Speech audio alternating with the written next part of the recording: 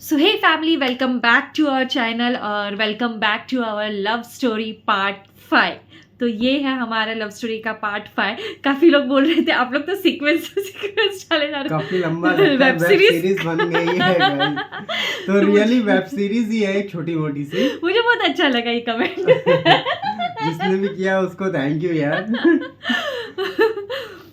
तो चलो फिर स्टार्ट करते हैं लव स्टोरी पार्ट 5।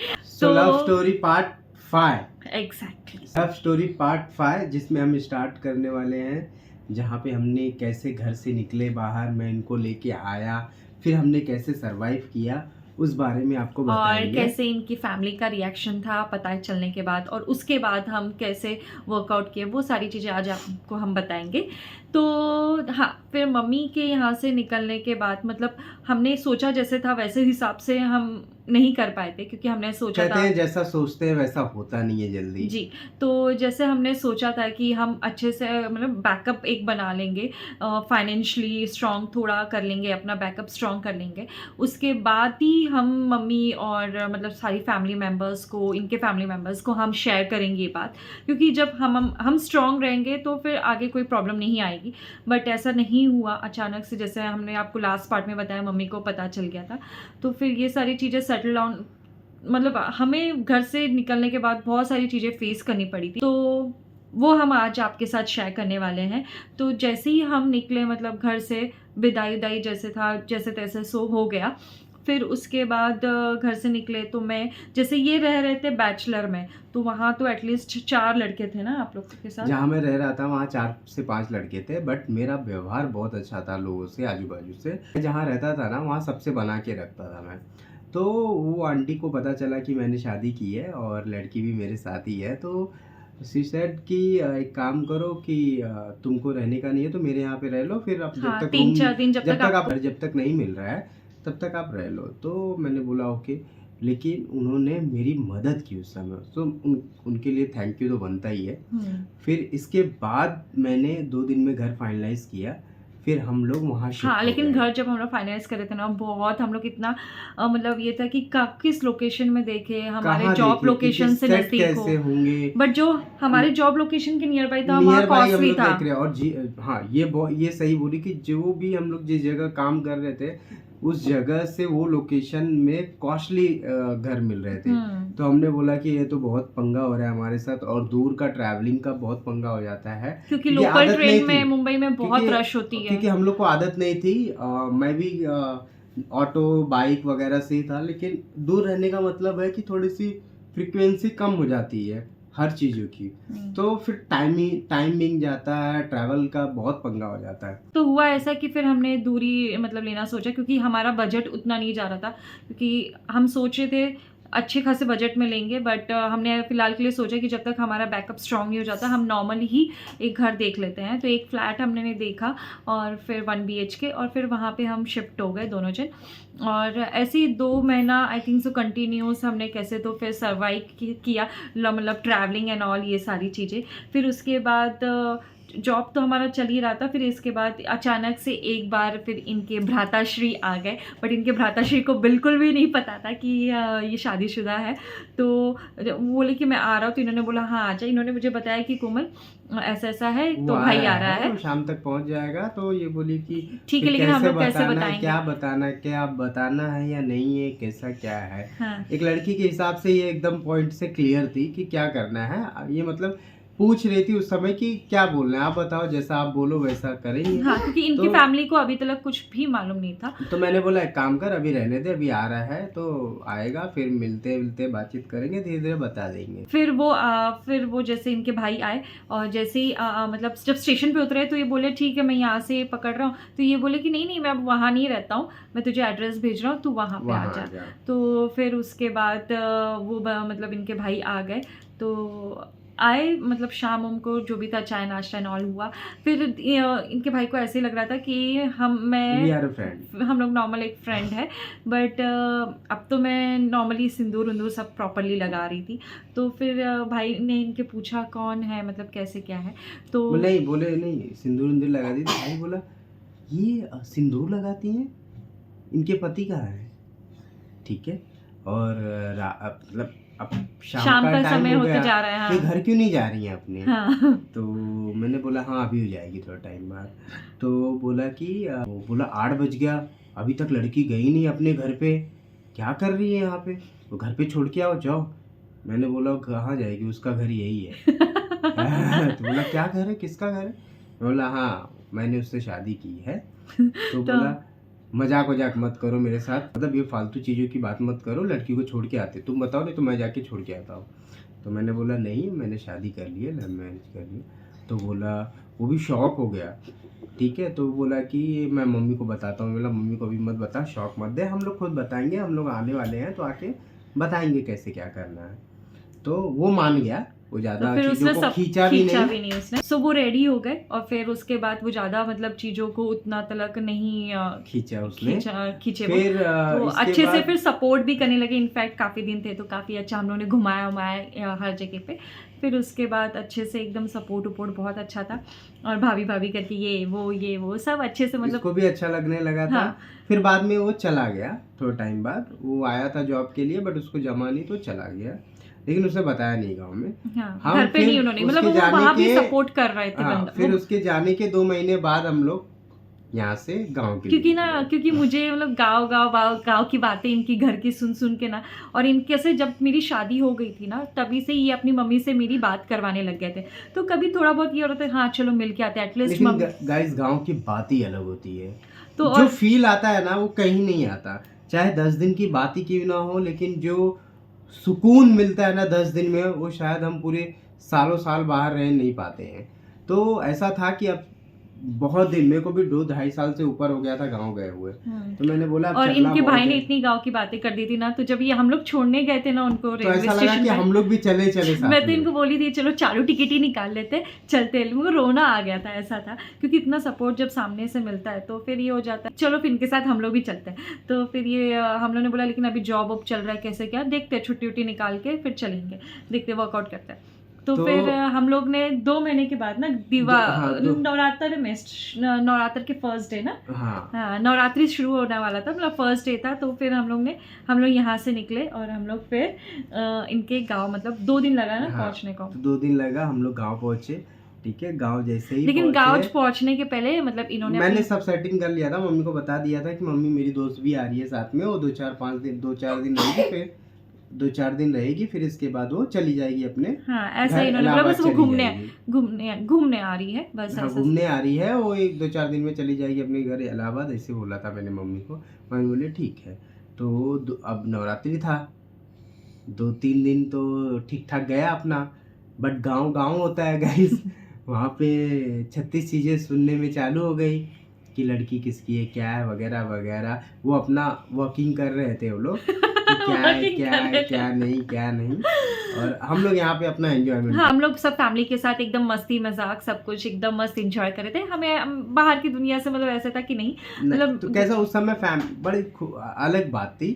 तो फिर हुआ क्या कि एक दिन मैडम ने नवरात्र का टाइम था ना, तो पूजा वूजा कर रहे थे, सिंदूर तो लगाती थी, बस ऐसे लगा लेकिन रही नहीं थी। एक दिन क्या हुआ था कि नवरात्र का जैसे टाइम चल रहा था, हम लोग नवरात्रि में ही पहुंचे थे, तो पूजा करते थे। तो फिर मैं जैसे जब अपने घर पे थी तो मैं सिंदूर कैसे यहाँ लगाती थी ताकि मेरे घर पे पता ना चले, तो इनके घर में भी तो अभी तक पता नहीं था। जब मैं वहाँ गई थी एज अ फ्रेंड सबको पता था।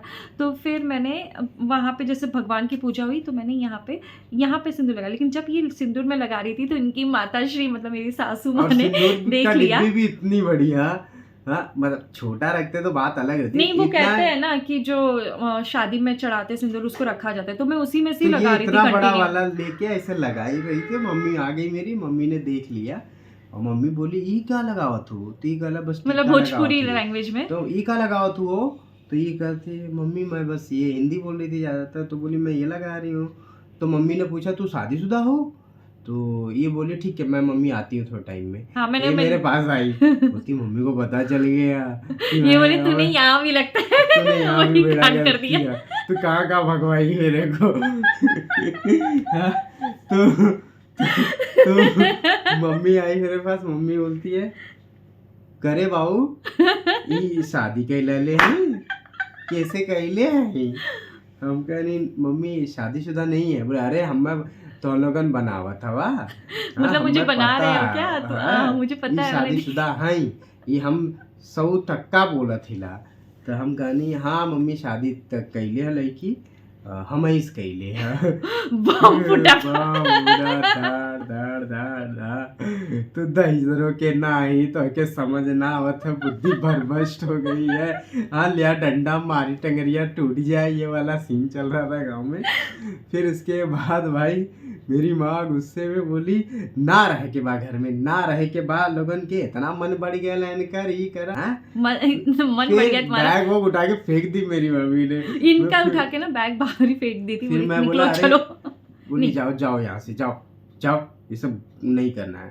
तो क्योंकि फिर घर के बड़े बेटे यही हैं। तो एक्चुअली मेरे पिताजी नहीं है, तो घर का बड़ा वही था। तो मैं बैठा, मम्मी को थोड़ा थोड़ा करके धीरे धीरे समझाया, क्योंकि एक माँ होने के नाते उनकी भी काफी सारी ख्वाहिशें थी। तो लेकिन वो मुझसे बात करती थी ना, तो एक कितना व्यवहार, इंसान को बोलना, सब चीजें एक परख हो जाती है। तो अच्छे से उनको पता चल गया था मैं कैसी हूँ, तो उन्होंने उतना ऑब्जेक्शन नहीं उठाया। थोड़ा बहुत मतलब हाँ कहते ना, डांटी फटकारी इनको, मुझे एक वर्ड भी उन्होंने नहीं बोला। फिर इसके बाद हमारा सिचुएशन ऐसा था, हुआ क्या कि मेरी मम्मी तो समझ गई थी, बट एक समाज का दिमाग में रहता है। तो मम्मी बोली उनके कैसे मनाऊंगा। मैंने बोला सब छोड़ दो मम्मी, समय के साथ साथ सब बदल जाएगा, बट तुम ज्यादा किसी के बारे में मत सोचो, कोई कुछ बोलेगा तो मेरी बात करवाओ, मैं उसको समझा दूंगा बोलना है क्या नहीं बोलना है। और मेरा व्यवहार ऐसा, मेरे को लड़ाई वड़ाई एकदम बिल्कुल पसंद नहीं है गाइस। मेरे को लिटरली बस प्यार मोहब्बत से बात करो, ख़त्म करो चीज़ों को, वो चीज़ मेरा था। तो मम्मी को धीरे धीरे समझा, मम्मी समझ गई थी। फिर सारी फैमिली मतलब सपोर्ट में आ गई थी। फिर इसके बाद हुआ क्या कि मेरे मामा को पता चला, तो मामा लोग भी आए वगैरह, बात किया, उन लोगों ने भी बहुत सपोर्ट किया। मैं उनको भी थैंक यू बोलना चाहूँगा। देखिए कोई ना कोई तो आपके साथ खड़ा हो ही जाता है, चाहे कोई भी हो, बट मामा जी खड़े थे।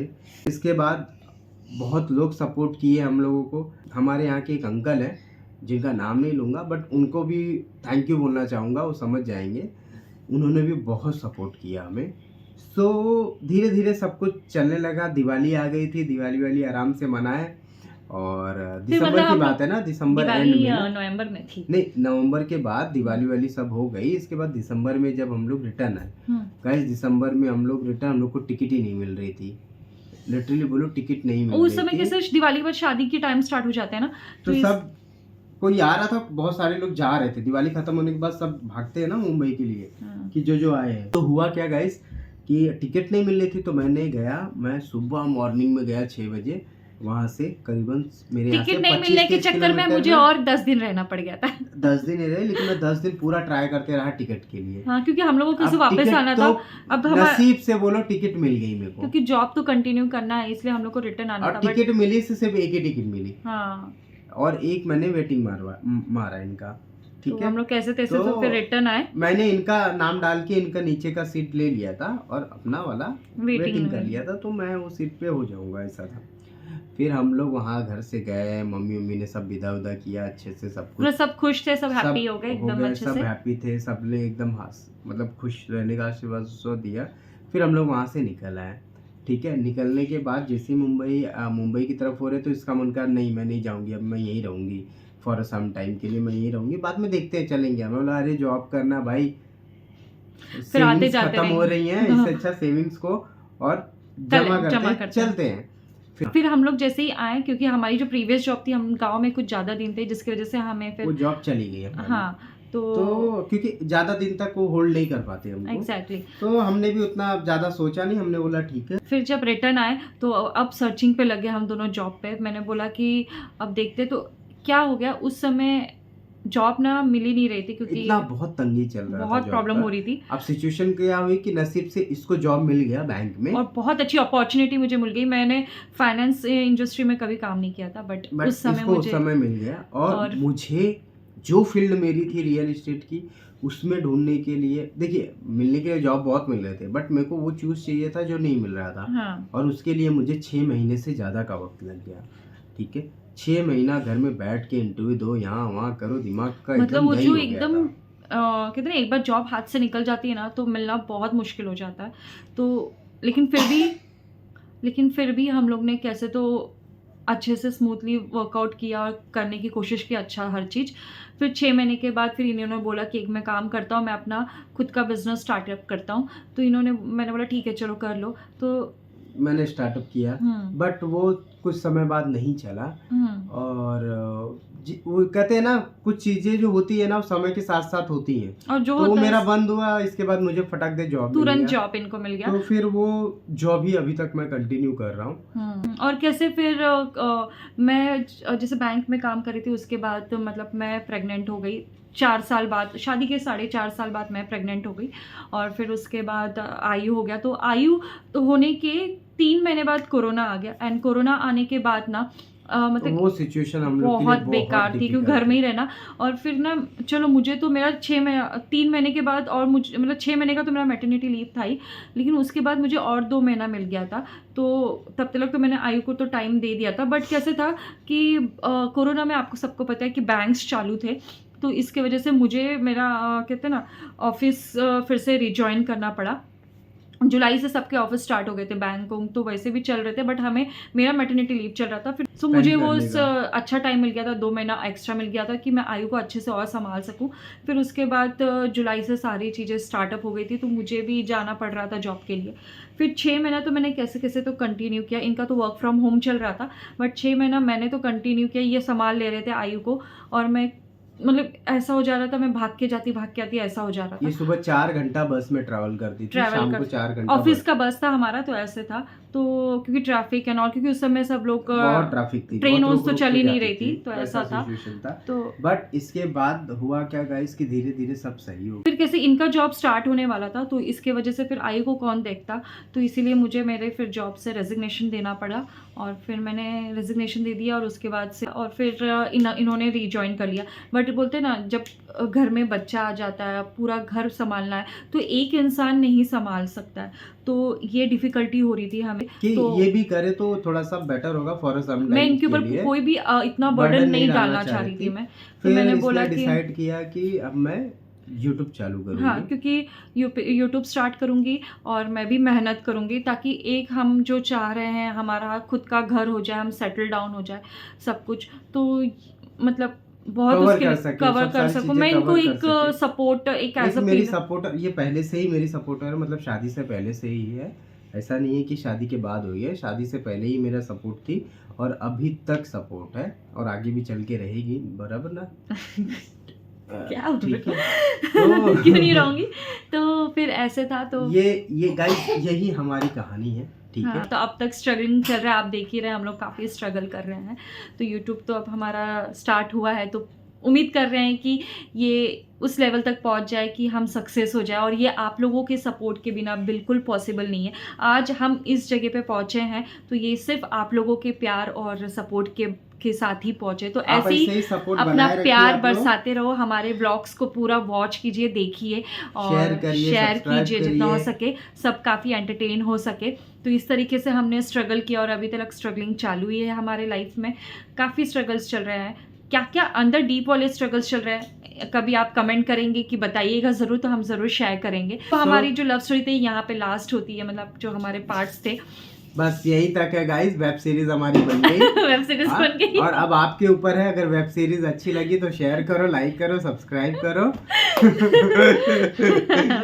तो guys thank you so much हमसे बनने के लिए, हमारी फैमिली बनने के लिए। बहुत अच्छा लगता है कि हम लोग एक दूसरे से मिले नहीं, फिर भी आप एक दूसरे से कनेक्टेड ऐसा लगता है ना। सबके मैसेजेस जो मैसेजेस तो इतने आते हैं कि सबको रिप्लाई करना, ये मुझे पढ़ के बताते ना, कमेंट्स इतने प्यारे कमेंट्स आते ना, इतना मन करता है। 99% ना जो है ना, सब लोग अच्छे कमेंट करते हैं, बहुत अच्छा लगता है, एकदम दिल को छू जाने वाली कमेंट्स। लेकिन वो भी जरूरी है, क्योंकि सबका ओपिनियन मायने रखता है।